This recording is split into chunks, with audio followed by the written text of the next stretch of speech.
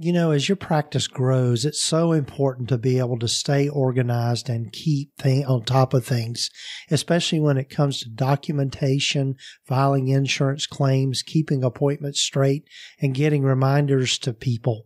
Well, there's a great solution for all of that, and that is TherapyNotes. TherapyNotes is the leading electronic health record system for mental health providers. It's who I use in my practice. And so go check them out today, therapynotes.com. And if you use the coupon code Gordon, just GORDON, you can get 2 months free. So check them out today, therapynotes.com.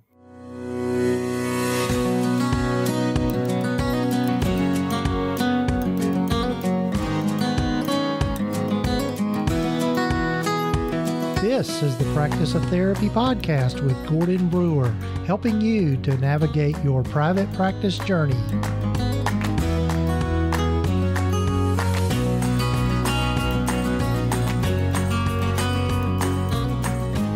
This is session number 127 of the Practice of Therapy podcast. Hello, folks. I'm Gordon Brewer.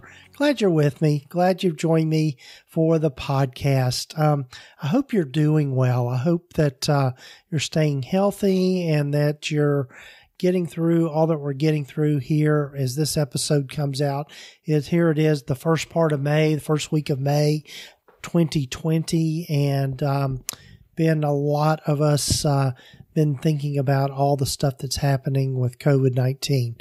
I know for me, I'm getting weary of it. I'll just be quite honest, and I think most of us are, and really even getting weary of talking about it. So I apologize that I'm bringing it up again in this episode, but I thought this would be just a really helpful episode for everyone. I partnered again with my friend Rob Reinhardt, who has been on the podcast several times before.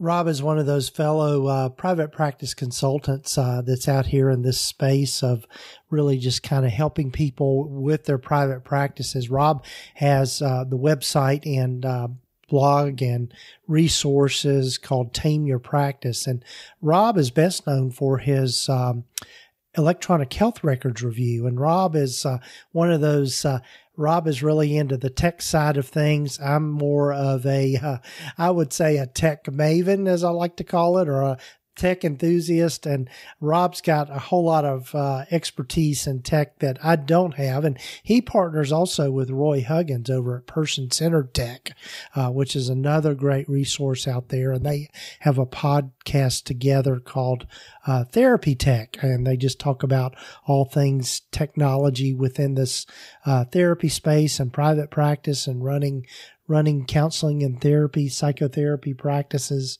that sort of thing. But anyway, one of the things that got me thinking about, one of the things I started thinking about, and I reached out to Rob about this particular episode. You know, most of us in our practices, especially if we are owners of our practices and also maybe employ other people or have contractors working for us. With this COVID-19 crisis, one thing that I started thinking about, particularly since I'm considered one of those people that might be kind of a vulnerable person, I have asthma, and so that's something that puts me at high risk with the whole COVID-19 thing. So anyway, I started thinking about this and really putting some things together just around a contingency plan. So if God forbid something were to happen to me, my family and my coworkers and people that are important to my practice would know what to do in terms of knowing how to carry on without me being there to kind of lead things. So anyway, that's a big part of our conversation today on this episode. And Rob has also written a book on this very topic. And the title of the book is called Private Practice Preparedness. And we'll have links in the show notes here, just giving you a link on Amazon to that particular book where he's got it, the book's loaded with templates and all kinds of stuff to think about. But anyway, felt like this was a good time to do this. Well, really any time is good to do this, but I think because of the pandemic that's going on, it's something that might be more on our minds. Although something could happen to any of us at any time. We all know that, and it's not something that's pleasant to think about, but it's something that we need to be prepared for. So before we get to Rob, I wanted to let you know about an upcoming event that's going to be starting on May the 11th. And again, we'll have links to this in the show summary, show notes. But it's an event called Courage to be Bold. And it's being hosted by a friend of mine, Chris Swenson, who is out in Colorado. And he has put together an event where there'll be several private practice consultants just talking about some of the things around being in private practice and some of the struggles around private practice and how we've overcome those struggles. So there's some great folks going to be joining this. John Clark, who you've heard here on the podcast, Allison Pigeon, Whitney Owens, Ernesto Sesmanundo, Katie Reed, Jessica Tapana, myself, Jenny Emerson, and Ryan Russ, and Ashley Bendickson. Sorry, Ashley, I mispronounced your last name. But anyway, if you'll go to the link here in the show notes, you can get access to that and sign up for that. It's going to be a series of talks that'll be held via Facebook Live, and I think you'll find it really encouraging and inspirational, and also helpful for you during these times. So commend that to you. The other thing I'll mention here before we get to Rob is be sure and check out my resources page on Practice of Therapy. And if you'll just go to practiceoftherapy.com and just click on the cool resources button at the top, you're going to find lots of things that I'm collecting there that are hopefully good resources for you. So there's some free resources along with other vendors and people that I trust, and just great resources. So I just want to make sure you know about the resources page that's there for you on the website. Constantly adding to that. Another thing I want to just kind of say out loud, because when I say things out loud, it kind of holds me to it, but wanted to let you know that I'm going to be doing some a revamp of the G Suite for Therapists course.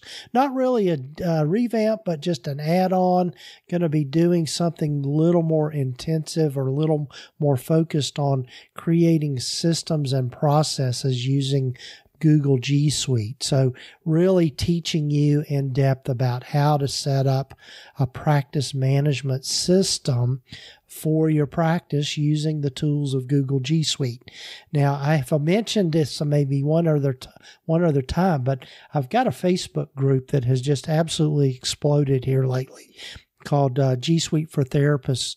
It's a private Facebook group. Again, there'll be links in the show notes here, and just all the discussion. There's over 500 members to the group now, which just blows me away, because probably a month or so ago, there was less than 100 members in the group, and it has just exploded. I guess the Facebook algorithms picked up on it, but we've got some wonderful people in that group, and people just asking all kinds of cool questions about using the tools of Google G Suite in your practice. So be sure to check out that Facebook group. Again, we'll have a link here in the show notes about that, but I'll be putting in that Facebook group just things about the updates that I'm coming up with in terms of an additional course to G Suite for Therapists.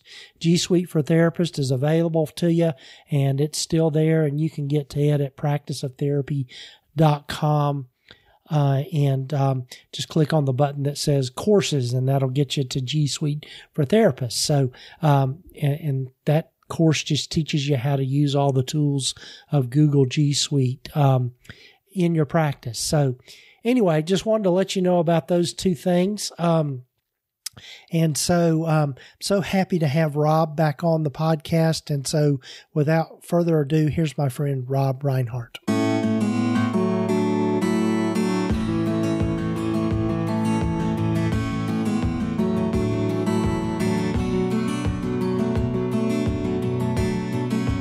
Well, hello, everyone, and welcome to the Practice of Therapy podcast again. And hello, Rob. Glad you're back. Oh, very glad to be back, Gordon. Always enjoy talking with you. Yeah, this, catching up with a fellow North Carolinian, although I don't live in North Carolina anymore, but grew up right there in Rob's neighborhood area. So, yeah. So I'm happy to have Rob Reinhardt back from Tame Your Practice. If you don't know about Rob, be sure and check out his stuff.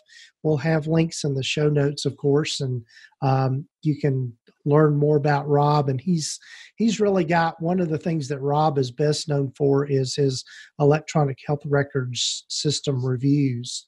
And so that's my go-to. If you're deciding on that, go check out Rob and what he's doing with that. Anyway, today, really wanted to have Rob on here because as we are hopefully winding down, although nobody knows for sure with this whole COVID-19 kind of thing, one of the things that has really been on my mind, and I'm sure it's been on other people's minds, is just thinking about contingency plans and just thinking about, God forbid something were to happen to one of us and we needed to, somebody else needed to take over our practice or somebody needed to pick up the reins. How do you do that? And how do you prepare for that?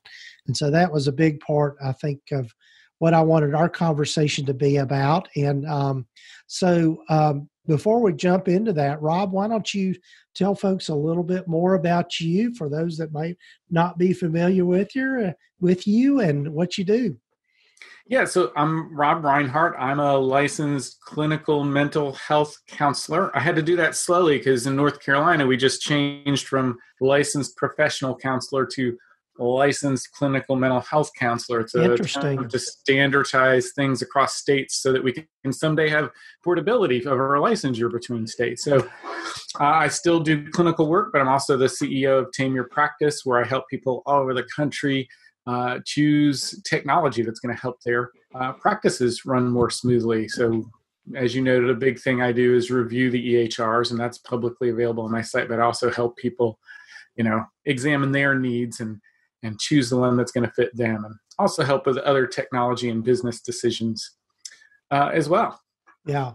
And I know one thing that's, we were just chatting a little bit about, and again, Rob's one of my go-to people as far as technology goes. Just talking about switching to telehealth, which most of us, at least that I'm hearing, have done that.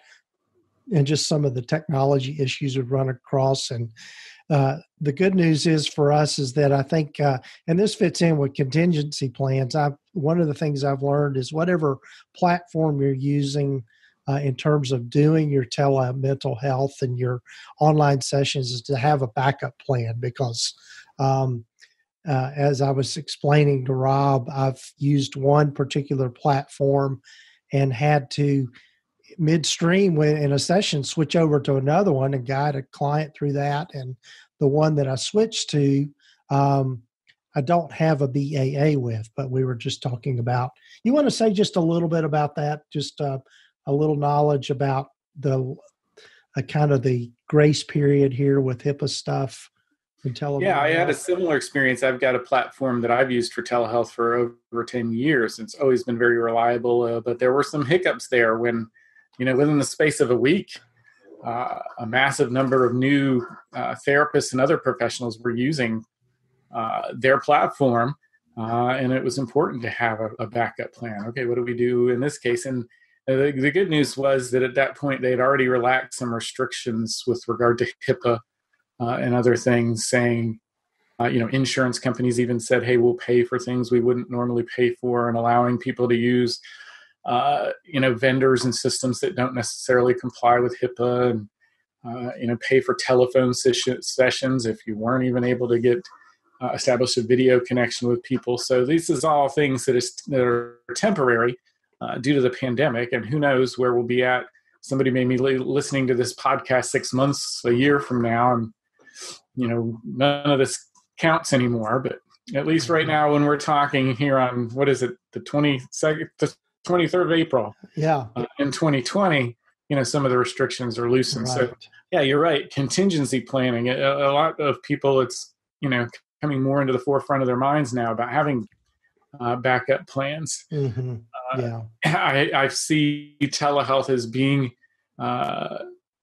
this kind of one of the pluses of this situation is telehealth becoming more normalized. People getting used to it, seeing it as a good thing. And even though I think people are going to go back to in-office visits being the norm for counseling and therapy, I think people are going to be more open to telehealth sessions when they can't get to the office, or when it's more convenient going forward. So sometimes contingency plans become more part of the norm as you move forward. Right.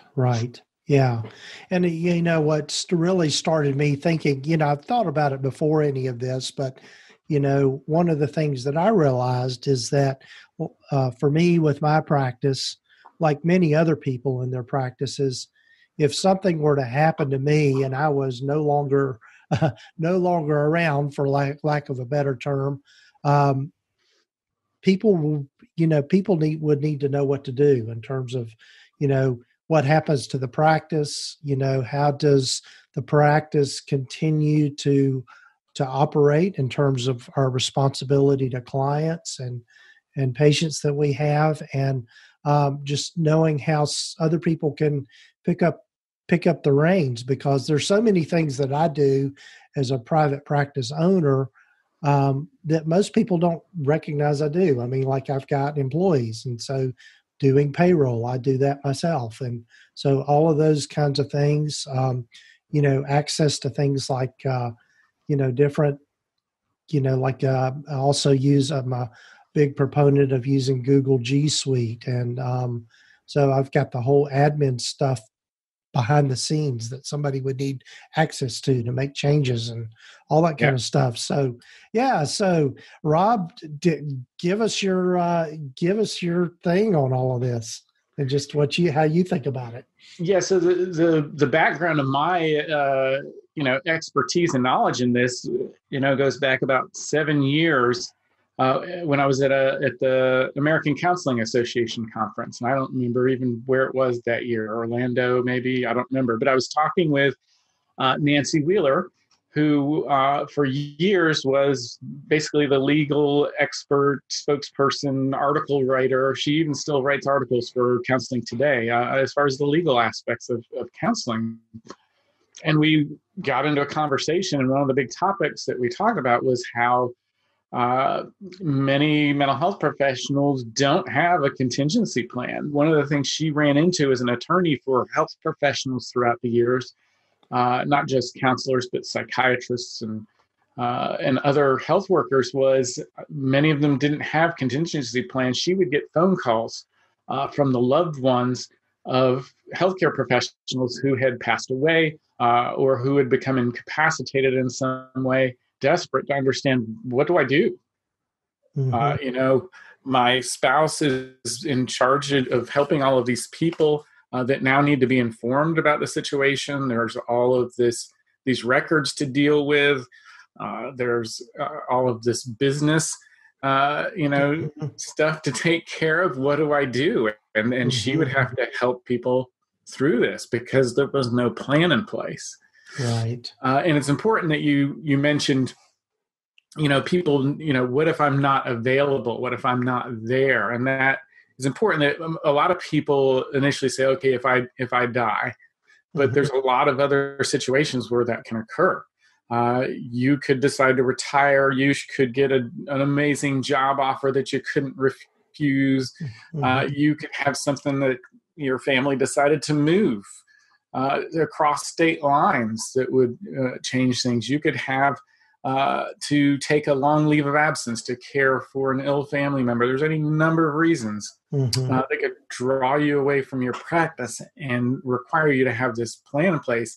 Even if you were able to carry out part of that contingency plan, having it in place would make it easier for you to then transition things. So, Nancy and I got into this discussion about how most counselors, most mental health professionals didn't have this plan. And then we started talking about, well, there's not a lot of resources out there for them to create the plan. And that's when we decided to sit down and write Private Practice Preparedness to basically talk about how to make the plan. And here are some templates that you can fill your information out and have that plan. Right. And a lot of people talk about a professional will in this context. And the reason I don't say professional will a lot, I talk about contingency plan, is because a professional will tends to be focused on, if you die.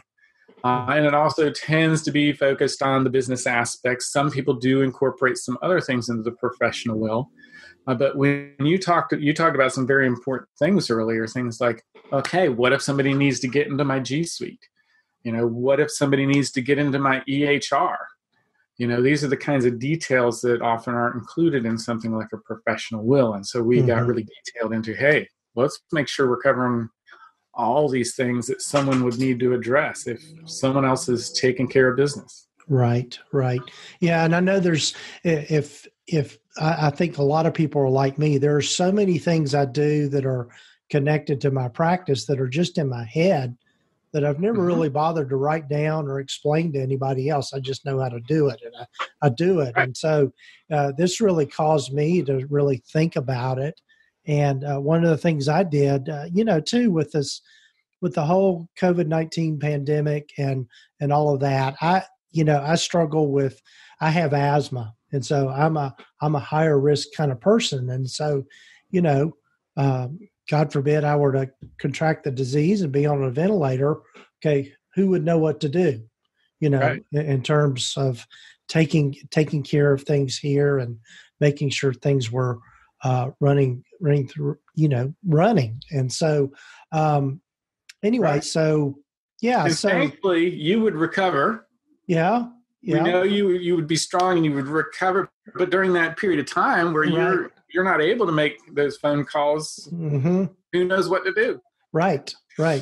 Yeah. So, and some people may be lucky to be in a group practice and have an administrative assistant, but they still need to know what to do. They may be taking over parts of the business that they hadn't already been in a group on. Correct. Yeah. So what in thinking about this, what from your perspective, Rob, what is the place to start with all of this? I mean, how does a person begin to put together a contingency plan? Well, I mean, of course, I'm biased, but my answer would be to get our book and go through. Yeah, absolutely, absolutely. But you made the important point there. Is kind of, if you're kind of coming at this from your own perspective, if I were to kind of do this on my own, it would be to step back and say, hey, I need to make a list of all these things that I do. All these things that I don't even really think about. They're second nature to me. They just kind of happen because I know they got to get done. Stepping back and writing down, okay, what are all the things that I do? And if I wasn't here, who would do them? And as you're doing these things, how are you doing them and what are you doing them with? In other words, what tools are you using? You use G Suite a lot. Some people have electronic health records. They have bank accounts for their business. They may be interacting with a telehealth platform. So also making a list of what are all the tools that you use and how do you access those tools. And then it can get even more detailed. So one example is electronic health records. So we're talking about protected health information here. And it may not just be enough that you make sure somebody has your login and password information. It may be that you want to have them set up in that EHR as a confirmed user. And in fact, some of the electronic health record systems actually have that as part of their program, that, hey, you can come in and identify an emergency contact person that can take over your account in these kinds of situations. And if they aren't noted as such in their system, they may not be able to get in. So, you know, one of the things I advocate strongly for especially when you're dealing with sensitive information, is using two-factor authentication.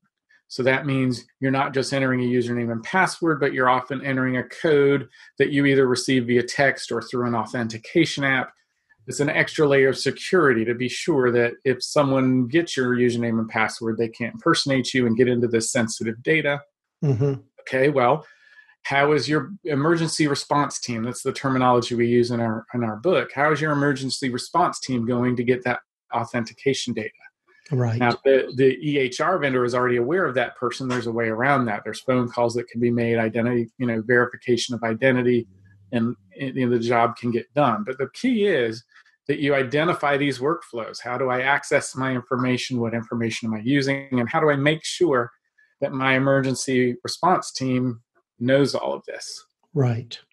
And we say emergency response team.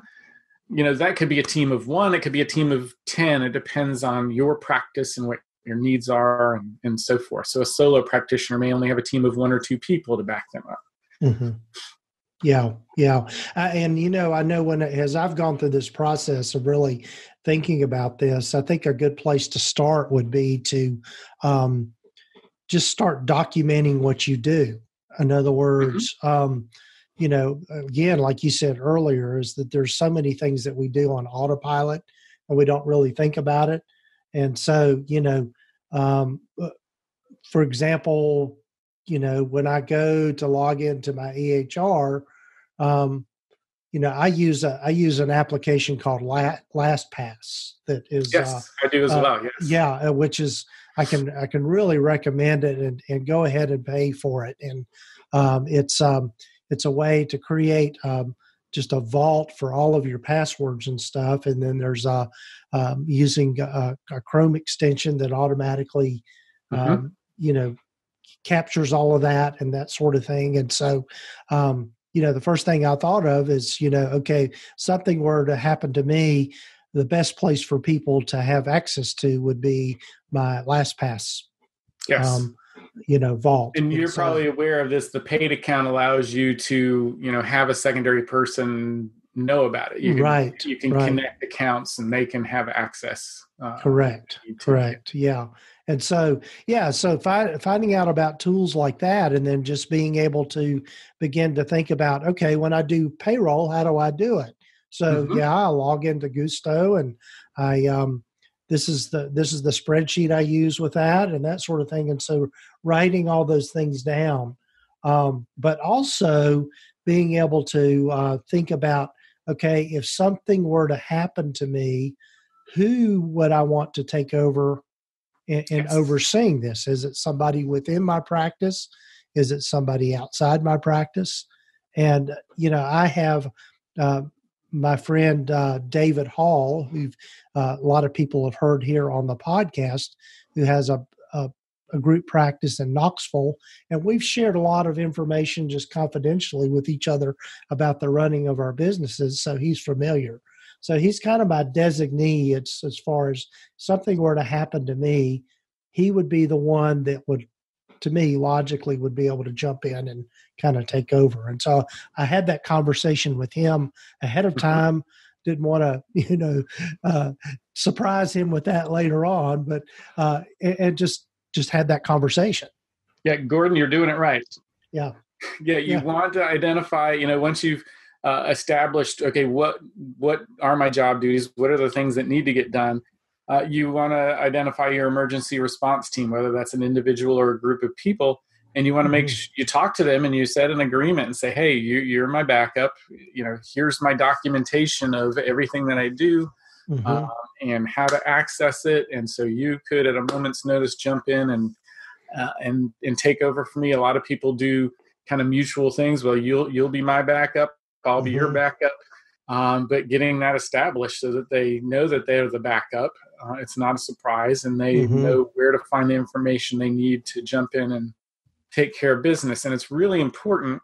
If I'm understanding you correctly, this colleague is a colleague of yours. They're also a mental health professional. Yes. And a lot of people, their first instinct is to have family members especially when you're talking about a professional will. And, well, I want my family member to take over business matters, and that may be fine and well, but it's really important to consider having a knowledgeable mental health professional take care of a lot of the other things that an emergency response team needs to take care of, because they have the clinical knowledge. They have the knowledge of things like HIPAA and ethics that a family member is not likely to have. They're going to be able to step in and know what's important in identifying transition of care and how to take care of the records and all of those things. Right. So that's a really important facet of deciding who's going to be on your response team. Right. Yeah.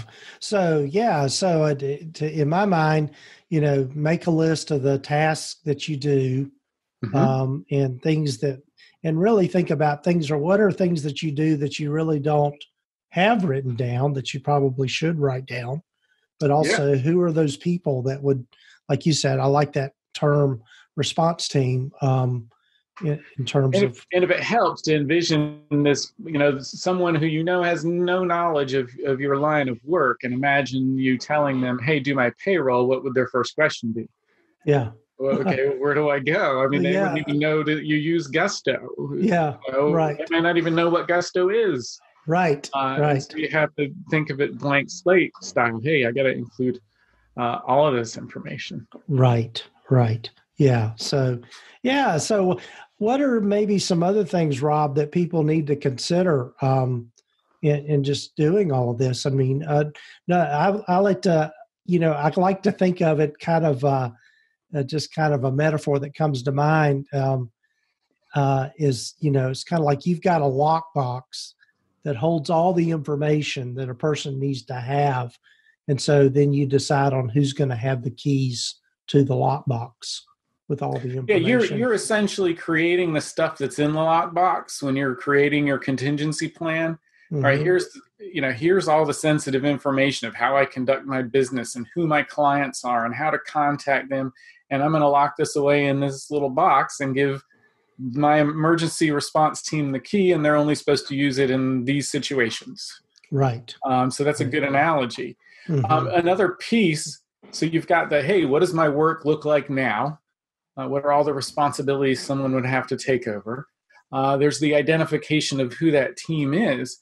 And then there's the laying out of what they're supposed to do. So you already have some of that covered in the, hey, here's the day-to-day things that I do. I do payroll, I take care of my bank accounts, I file insurance claims. But then you have the, okay, but what other things need to be done now that I'm not in the picture?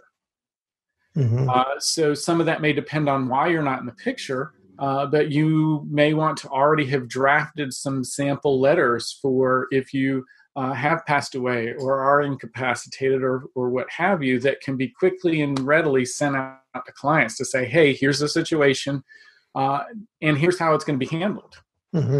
So, hey, we're going to talk to you. We're going to help you transition to a new counselor. We already have a plan for this because this, depending on what exactly has happened, it can have a significant impact on these clients, which is another reason why it's important to have a mental health clinician involved in this emergency response team, because they may be providing some ad hoc counseling here as they help transition people to a new care provider.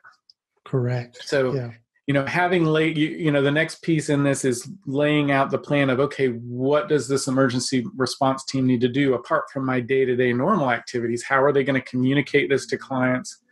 Who do they transition care to? It's important to already have identified some clinicians that would be good fits for the particular clients that you work with, and making sure those clinicians are aware that you're part of your transition plan, and saying, okay, here's how to contact my clients, here's what to tell them, here's the list of providers to make them aware of, and things like that. Right. Exactly. It's the other thing that I know that I had in mind, too, we talked about a little bit about the professional will, but what happens to, with counseling practices, usually there's not just a whole lot of assets in terms of, unless you're, like me, I own a building and got the furnishings of the building and all of that sort of thing. But, being able to think about, okay, what do you want to see happen with that? Right.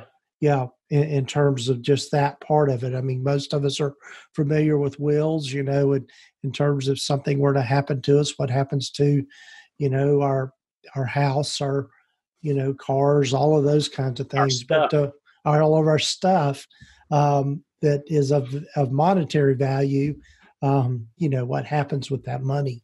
So that would be another piece to this as well.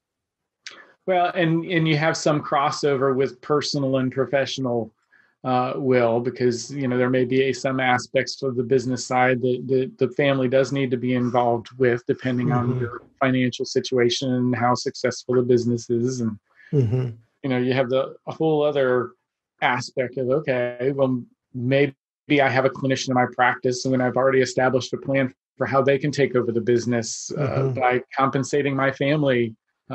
Basically buying me out. That can be part of your contingency plan. Yeah, exactly. Well, Rob, I want to be respectful of your time and just, I know we've covered a lot here in this really kind of short conversation, and I'm sure people will have lots of questions about this, and they're certainly free to contact me, but tell folks the best way to get in touch with you, and also where they can get your book. And the other thing I want people to know about this, we didn't even talk about this, but we have on the previous podcast are your clinical tools, the Describe cards. Oh, yeah. So Describe cards, you can find at describecards.com. Everybody knows me as the techie, but Describe cards is a tool you can actually use in just about any session. There's over 36 activities that you can use with those cards. And there's some videos and stuff there that people can learn about. You can even download the instructions before you buy if you want to check those out. You can find me at tameyourpractice.com. That's where you can find all my consulting work and the EHR reviews. In the book, you can find all the links for the book at privatepracticepreparedness.com. And there is both an ebook that's available on Smashwords, as well as a hardcover book that's available on Amazon. And either will allow you to come back to the privatepracticepreparedness.com site and download templates. There's multiple templates, including not just the contingency plan itself that guides you through, hey, what technology are you using and what things do you need to make somebody aware of, but also sample letters to give to records custodians, to give to clients, all of which can be, are in Microsoft Word format or Excel and can be modified for your use. I have a coupon code. You want me to throw a discount code out for your listeners? Absolutely. I couldn't customize it, unfortunately, and make it really cool like Gordon or something like that. But it's WF44M. That's WF44M.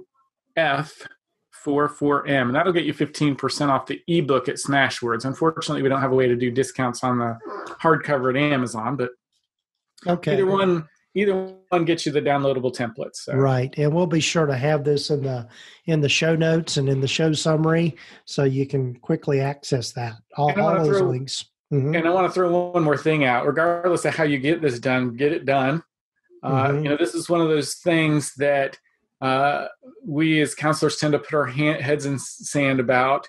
I'm not immune to this as well. We're helpers. We want to be in there helping people.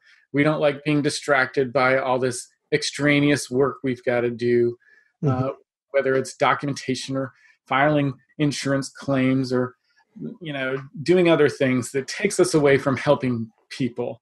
And so we tend to avoid, many of us tend to avoid things like this, but it is required by our codes of ethics that we do have these contingency plans in place. So however you get it done, I encourage everybody to make sure you have a plan in place. Yeah. And especially for the way I think about it is do it for the sake of your clients, do it for the sake of your families. Yeah, absolutely. Yeah, absolutely. Yeah. So, well, Rob, thanks again for joining me again on the podcast, and I'm sure you'll be on here many times in the future as well. So that's just always happy to. Yeah. Thank you. Thank you for having me, and be sure and check out Rob's things over at tameyourpractice.com. He's got some wonderful resources, and he's one of my go-to resource people. So thanks again, Rob. Thank you, Gordon.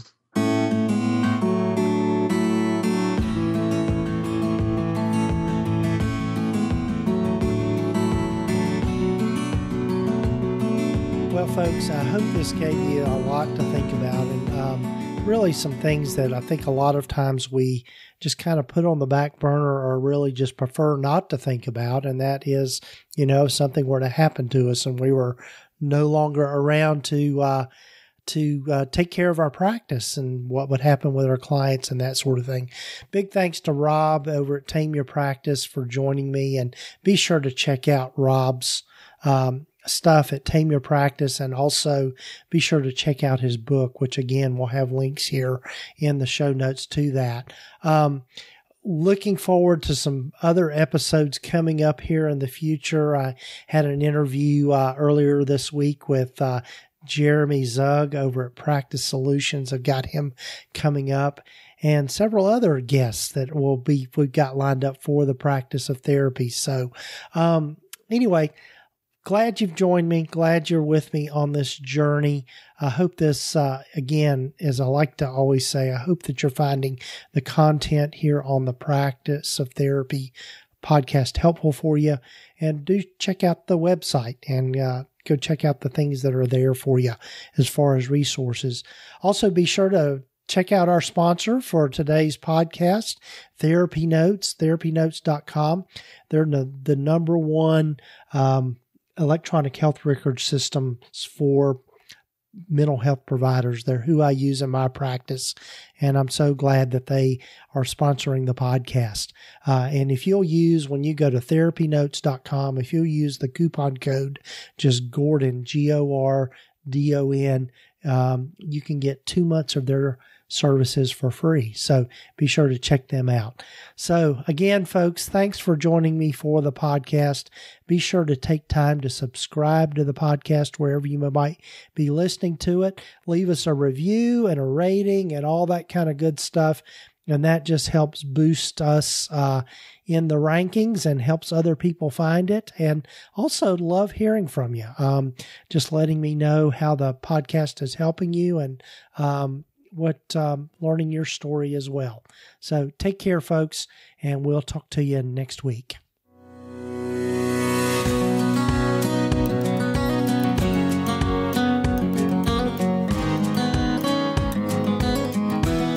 You have been listening to the Practice of Therapy podcast with Gordon Brewer.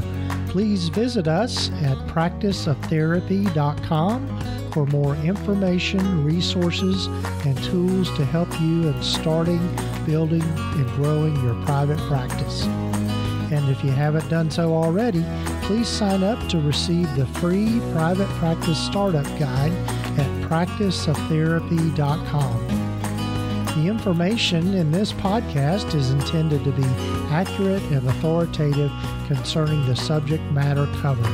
It is given with the understanding that neither the hosts, guests, or producers are rendering legal, accounting, or clinical advice. If you need a professional, you should find the right person for that.